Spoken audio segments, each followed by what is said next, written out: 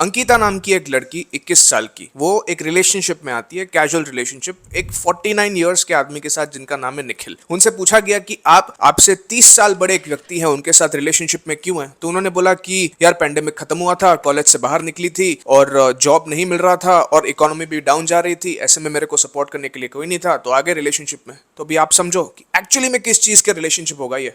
Almost 30 साल का age gap. और एक बात सुनो, गुड़गांव की एक महिला जिनकी शादी हो चुकी है, उन्होंने बोला कि मेरे परिवार की खुशी के लिए जरूरी है मेरा खुश रहना। यह उनका जवाब था जब उनके हुकअप पार्टनर ने उनसे पूछा कि आप आपके हस्बैंड को इस तरह से चीट करके मेरे साथ क्यों? अभी आप जो ये वीडियो देख रहे हो, आई एम वेरी श्योर आप एक समझदार व्यक्ति हो, पढ़े लिखे व्यक्ति हो। क्या इस चीज को फेमिनिज्म कहा जाता है? मल्टीपल पार्टनर्स के साथ शारीरिक संबंध बनाना, अपनी शादी के बाहर किसी के साथ अफेयर करना और अपने से कई ज्यादा बड़े इंसान के साथ एक रिलेशनशिप में आना ताकि वो आपकी अय्याशियों के पैसे भर सके। एक सर्वे कंडक्ट किया गया था जिसमें पता चला कि 40% इंडिया की वाइफ्स जो हैं वो दूसरे मर्दों के साथ संबंध बनाती हैं। और एक और रिसर्च में यह भी पाया गया कि 10 में से 7 महिलाएं अपने हस्बैंड को चीट करती हैं सिर्फ इसीलिए क्योंकि उनके हस्बैंड जो है घर के काम में उनकी मदद नहीं करते। और इन सबके पीछे असली जिम्मेदार, असली कल्प्रिट कौन है? बॉलीवुड। यही बॉलीवुड पिक्चरें और टीवी सीरीज हम सब लोगों को ब्रेन वॉश करती हैं, आज के लोगों को, आज की जनता को, ये समझने के लिए कि इस टाइप का बिहेवियर जो किया जाता है वो बहुत कॉमन है, इसमें कोई गलत बात नहीं है, जबकि बहुत बड़ी गलत बात है। फिर से आपको पूछता हूं, समझदार पढ़े लिखे व्यक्ति होंगे आप,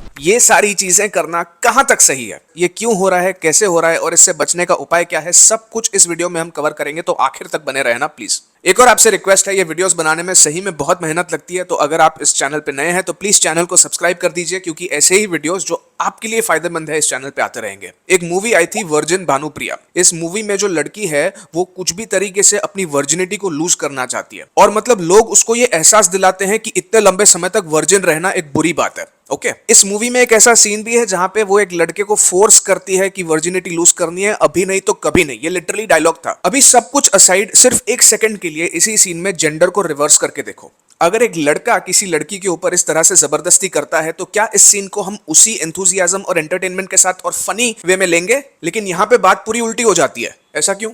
एक दूसरी मूवी आई थी थैंक यू फॉर कमिंग। उसमें भूमि पेडनेकर का जो कैरेक्टर है उसको बस ऑर्गेज्म फील करना है, ठीक है? उस ऑर्गेज्म को फील करने की आड़ में वो कर भी लेती है, लेकिन फिर ये सीन बोलता है कि उसको पता ही नहीं कि उसने किसके साथ वो फील किया। सब लोग उसे बोलते हैं कि इसके साथ, इसके साथ, इसके साथ, इसके साथ, किसके साथ, उसको खुद को नहीं पता है। ठीक है भाई, हम इंसान हैं, हमारी शारीरिक जरूरतें होती हैं, लेकिन भाई इतने सारे पार्टनर्स से अपनी शारीरिक जरूरतों को पूरा करना ये किस हद तक सही है और ये कहाँ का फेमिनिज्म है? डियर जिंदगी करके एक मूवी थी आलिया भट्ट की, उसमें भी एक ऐसा सीन था जिसपे ज्यादातर लोगों को ऐसा नोटिस नहीं किया उन्होंने।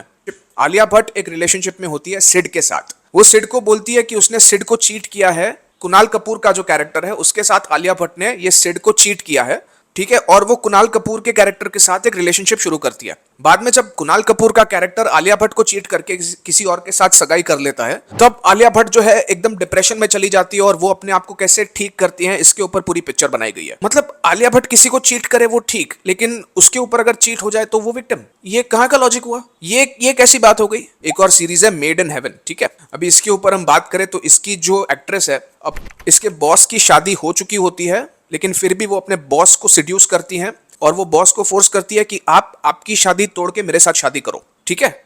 और बॉस वो कर भी देता है।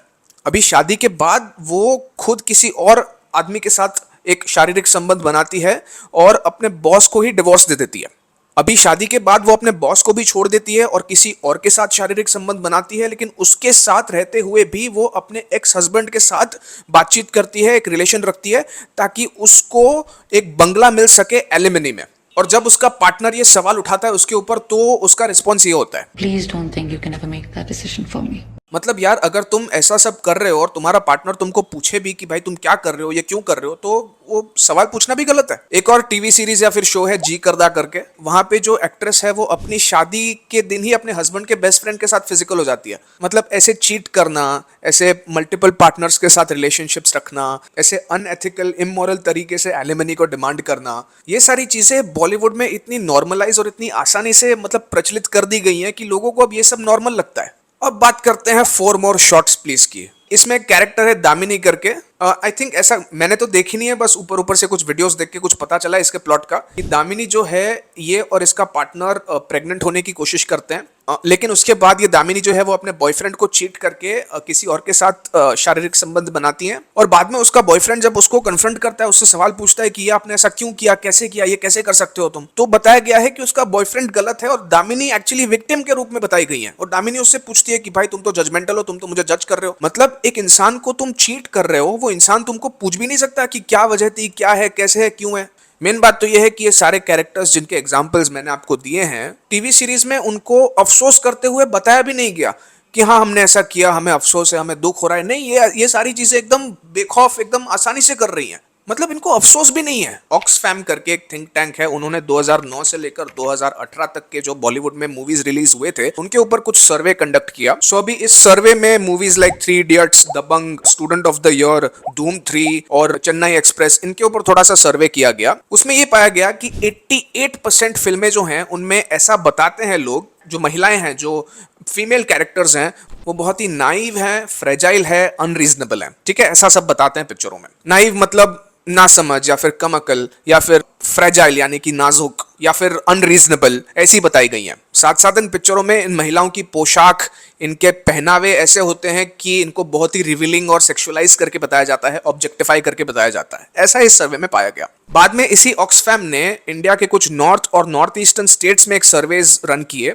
और उसमें एक और शॉकिंग बात पता चली। वहां पे उन सर्वेज में 70% लोगों को यही लगता है कि औरतें जो हैं वो एक्चुअली में भी वैसी ही होती हैं जिनको उन पिक्चरों में दिखाया जाता है, बताया जाता है। यानी कि क्या, फ्रेजाइल, अनरीजनेबल, रिवीलिंग। अगर पिक्चरों में बताते हैं कि औरतें नाजुक और कमअकल होती हैं, तो एक्चुअली में भी वैसी ही होती हैं, ऐसा ये लोग सोचते हैं। साथ साथ महिलाओं का रंग के ऊपर भी ऐसे भेदभाव होता है। पिक्चरों में यही दिखाते हैं कि जो महिलाएं जिनका स्किन टोन बहुत ही फेयर होता है, जो दिखने में थोड़ी गोरी होती हैं, वही सक्सेसफुल होती हैं, सारे अवसर, अपॉर्चुनिटीज उनको ही मिलते हैं। जबकि अगर आपका रंग सांवला है, अगर आप गोरे नहीं हो, तो आपको कुछ नहीं मिलेगा, आपका कुछ नहीं होगा। पिक्चरों में यही दिखाते हैं, और यही चीजें जो है वो एक्चुअली में लोग सोसाइटी में एक्सेप्ट करने लगते हैं। अभी अगर 70% लोगों को ये लगता है कि बॉलीवुड की महिलाएं ऐसी हैं जिनको बताया जाता है, तो फिर अगर बॉलीवुड वाले ऐसे चीटिंग को, ऐसे मल्टीपल अफेयर्स को, गोल्ड डिगिंग को, ऐसी सब चीजों को नॉर्मलाइज कर देंगे, तो फिर लोगों को धीरे धीरे यही लगने लगेगा ना। तो फिर अभी नंबर 70% का है, तो 70% से ज्यादा आगे जाके, तो